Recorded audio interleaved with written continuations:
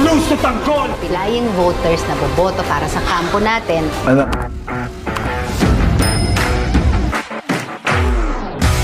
Galit na galit si Miguelito nang malamang unti-unti na siyang nauungusan ni Tanggol sa halalan.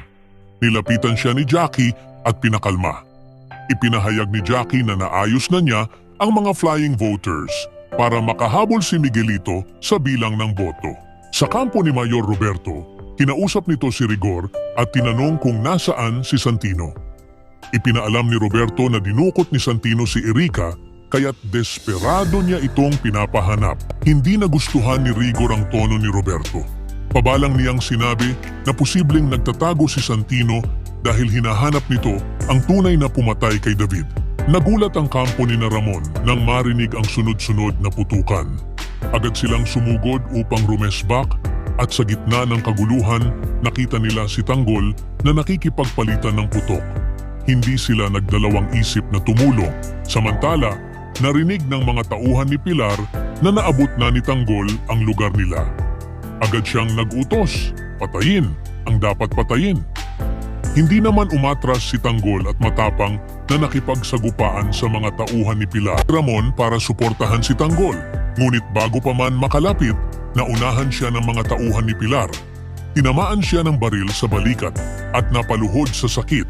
Kitang-kita ito ni Tanggol kaya agad siyang nag-alala. Parehong nadakip sina Ramon at Tanggol ng mga tauhan ni Pilar. Wala silang nagawa kundi tanggapin ang pambubugbog at pananakit.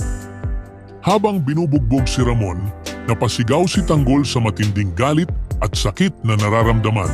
Sa gitna ng tensyon ng halalan, patuloy ang pag-init ng tunggalian sa pagitan ng kampo ni Miguelito, Mayor Roberto at Tanggol.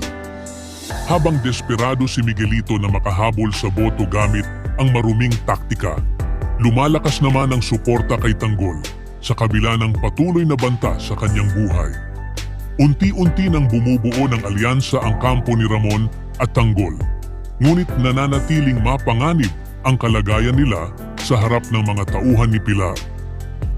Ang pagdakip at pananakit sa kanila ay senyales lamang na lalong tumitindi ang giyera sa pagitan ng kapangyarihan at prinsipyo. Habang ang isa ay kumakapit sa pandaraya at karahasan, ang isa na may pinipiling lumaban para sa katarungan at pagbabagong inaasam ng masa. Ngunit sa pagkakabihag ni Tanggol at Ramon, isang tanong ang bumabalot ngayon sa hinaharap nila. Makakawala pa kaya sila sa kamay ng kalaban?